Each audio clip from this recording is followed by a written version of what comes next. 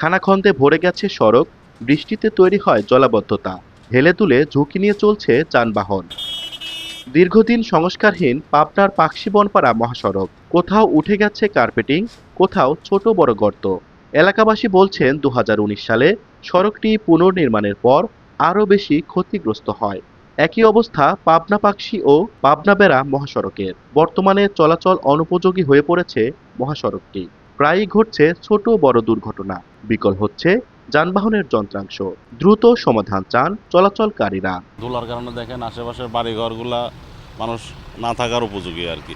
Lump sum করে সারি দিয়ে দেয়, গলে যায়। এতে বর্ষা হলে এবারে সব পড়ায় রোডে এই অবস্থা। এই রোডে যে অবস্থা, বৃষ্টি হলে এবারে চলাই যায় না গো। গাড়ির পাতি ভেঙে যায়, চাকা বাস্ট করে, রিমের থালি ভেঙে যায়। প্রতিদিনই মানুষ অ্যাক্সিডেন্ট হচ্ছে, কারোর হাত ভাঙতেছে, কারোর পা ভাঙতেছে। সরকারের কাছে আমাদের একটা আবেদন যে এই রাস্তাটা আমাদের তাড়াতাড়ি যাতে কমপ্লিট করে দেয়। তবে শিগগিরই ব্যবস্থা নেওয়ার আশ্বাস সড়ক বিভাগের। যে সকল অংশ ক্ষতিগ্রস্ত রয়েছে সে সকল অংশ আমরা সংস্কার কাজ শুরু করছি। বর্তমানে বর্ষাকাল চলমান রয়েছে, বর্ষাকাল শেষ হওয়া মাত্রই স্থায়ীভাবে সড়ক সংস্কার শুরু হবে। পাবনা জেলার ৩টি মহাসড়কে প্রতিদিন ছোট বড় অন্তত ৩০,০০০ যানবাহন চলাচল করে। সবুজ মোল্লা, সময় সংবাদ, পাবনা।